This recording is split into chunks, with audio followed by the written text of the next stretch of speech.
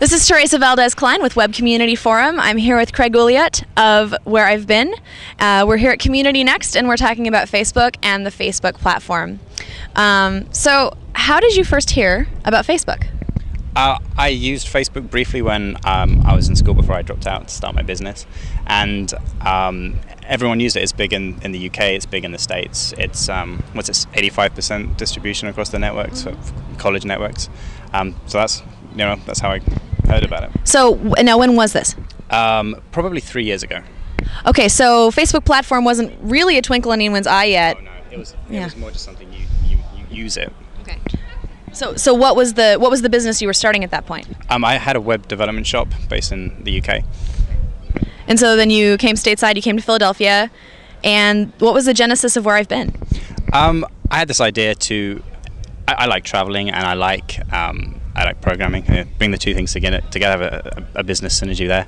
And it makes sense to have a map where you put pins in it, push pin map, but it doesn't work on its own. Like, why would anyone do that? Facebook, you put it in there, you plug into the social graph, and instantly you have millions of users who can just get a simple little badge, stick it on their profile, show off where they've been, and the two work perfectly together. So that was the 1.0 app, and obviously you're rolling out sort of a vertical integration of travel features on Facebook. Can you tell me a little bit more about what some of those are? Yeah, I mean, it's funny. We never thought it would get this big, and build the business model around that, and trying to find these avenues where we can monetize.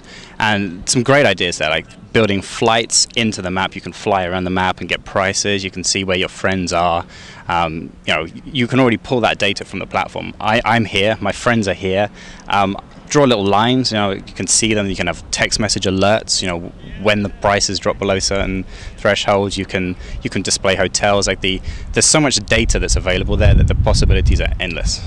So the data with Facebook, though, obviously you're limited by the terms of service in terms of what you can suck out. People have to provide you with a lot of data. They do, and people are, especially in travel, people are very willing to talk about their experiences. And I mean, our whole idea is, where do you want to go? Where have you been? Then a lot of the data, especially if you don't cache it, it's available. People will then talk more about it. They're willing to write reviews. They will talk specifically about trips. That's enough. So with all of this top-down integration, I mean, you're investing a tremendous amount in Facebook and in the continued sort of interest in Facebook, but also the viability and sustainability of the platform, that it's not going to change too terribly much. Earlier, Mitch was talking about how that can change, and how once you've selected a platform, you are locked in some senses. What's your response to that? Why do you think Facebook was the right place to go? It was the right place to start because of the user base, but for us it's very much a launching platform. We'll take that success and we're going to our own website. We can expand to MySpace, the other social networks. By no means will we leave Facebook behind, because people want to go in there still. The businesses that weren't there on the ground floor, they're desperate to get in. But building to stay there, it's not even, I don't think it's so much risky, it just doesn't make good business sense.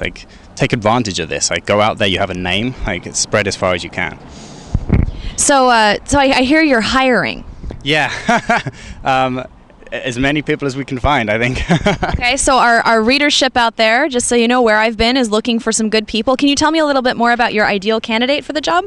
Hardworking, entrepreneurial, open source, that kind of guy. .NET need not apply. Okay. And it's written in Flash and XML? Yeah, well, the app itself is in Flash, but most of our services are PHP, and we'll take Flash. Yeah, well, Flash is a tricky one. We don't enjoy using Flash that much, but it suits this particular task best. Yeah. But the website itself is going to be PHP and MySQL and all open source. So what about non-coders, non-geeks, but community geeks potentially? Are there? I saw that on your slide. I think we do have a good team. We've got people who are used to the travel space. They're invaluable. They can make the connections. The big online travel agencies, they want to come and advertise and share and feeds and all this kind of stuff. And these people are great because I mean, they already know each other. It's like a little club. Everyone knows it, everyone else. We need the programs first. There's plenty more marketing, business development people out there than there are good programmers. So, but we will be looking for them, I'm sure, soon. So this is something you touched on in your presentation, but I just wanted to recap it for our audience. Do you think there's any future at all in cost per click or CPM advertising in Facebook at all? It'll never go away.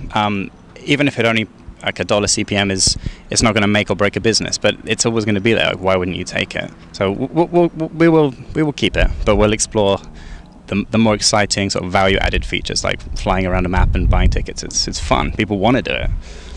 Very much so. Well, thank you so much for joining us. Anytime.